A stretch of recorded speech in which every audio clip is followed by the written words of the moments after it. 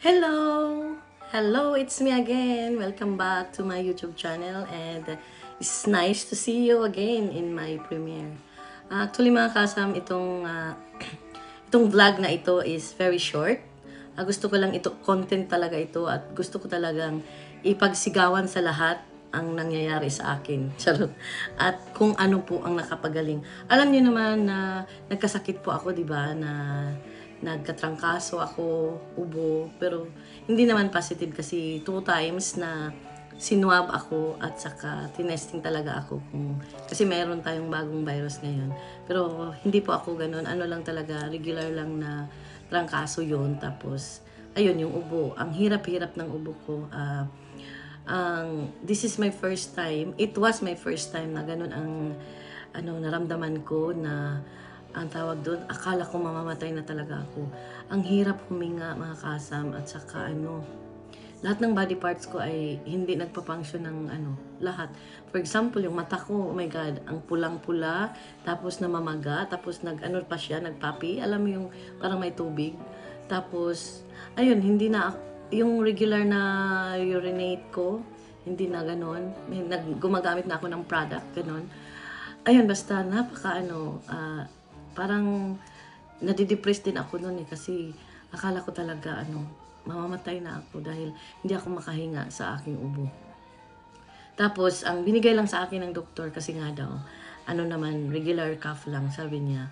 Bibili lang ng yung regular cough syrups. So binigyan lang niya ako ng puffer para makahinga ako kasi yung ubo ko parang parang ang kati dito, tapos mag-ubo ka na talagang ganun talagang ubo ko, hindi yung lang, simpleng ubo. Napakahirap. Tapos one time kasi mga kasam, naboboard ako, nagla-live ako, alam niyo yun, yung naglalaro ako. Tapos nakita ko si Miss Marisa Galera, si Miss MG. Kaya nakita ko yung message niya doon na Miss Oza, magluya ka. Tapos alam ko na ang luya talaga ay yan di ba? Yung mga salabat pang yata yan sa boses, ba yun? Basta mga ganun, mga parang sa mga panuhot. Yun ang alam ko sa luya. Tapos yung nabasa ko yun, parang ko ba, i-try ko nga. Wala namang mawawala kung i-try ko. Kasi na-try ko na yung lemon with honey. Alam mo yun, ang dami kong ginawa kasi nga, sabi ni doktor, hindi kita pwedeng bigyan ng antibiotic dahil wala ka, hindi ka, saka nag-x-ray ka, wala ka namang, hindi naman yung lungs mo or something. So, sabi niya, i-try mo ito, ganun-ganun. Sabi ko, Doc, ginawa ko ng lahat, pero wala talaga. Ang hirap, nakaka-embarrass yung ubo ko. Tapos, ayun nga, tinry ko yung kay kay Miss MG, sabi niya, ilagay daw sa water. Tapos, I think sabi din niya na parang kinikindi din na niya. So, ayun, ang ginawa ko mga kaasam, kasi gusto ko na talagang bumalik sa trabaho. Ito yun mga kaasam, ginger, di ba? Ginawa ko siyang candy, nilalagay ko siya sa dito. Mini-make sure ko talaga na meron akong tamang-tama na mga kasya sa whole day kong work. Ginawa kong size ng candy, parang ganito. Tapos, yan po ang kinikandy ko pag nagtrabaho ko. Nawala talaga yung ubo ko mga kasam. Hindi na ako yung nag-uubo na natsutsok. Wala na yun.